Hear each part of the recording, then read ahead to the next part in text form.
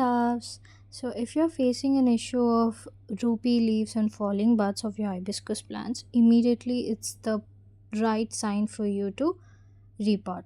So here when I'm trying to take out the plant from the planter, the roots are extremely tangled and they are root bound.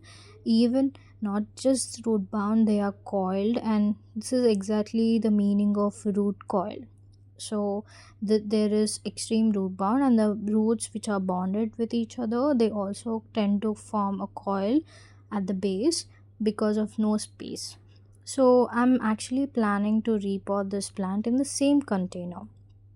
So I am thinking of cutting the extra roots because, as you can see, I don't want, this is a hibiscus flower plant, so I want flowers. I want good, beautiful, big flowers.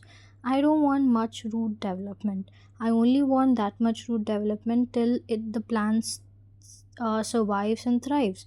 Right now, the plant is just surviving and not thriving, and that's why it's always in this uh, survival mode where it's not giving off buds, it's only giving off vegetative growth, as you can see. So yeah, so I'm cutting off the roots at this level. I'm only keeping like 1 feet length of the roots, so these roots can help sustain the plant, take out all the nutrients and give me good flowers. And yeah, let's do repotting.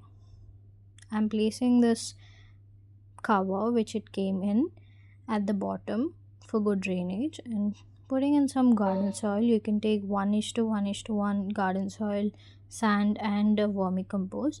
Now I'm placing the plant, distributing the roots evenly in the center, and then dumping in some more soil, because that way the at different levels I can achieve different levels of root. The roots get arranged in different levels, that is what I mean.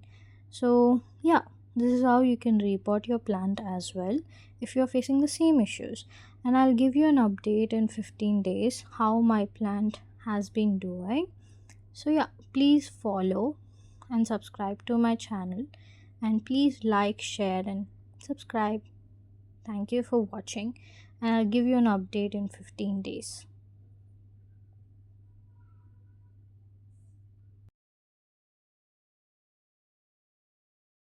And here I'm trying to press down the soil nicely, tightly, with no air gaps left.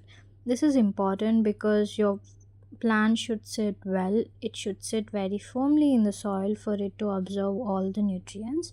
So just pat down the soil and pour enough water till the water seeps out. Thank you.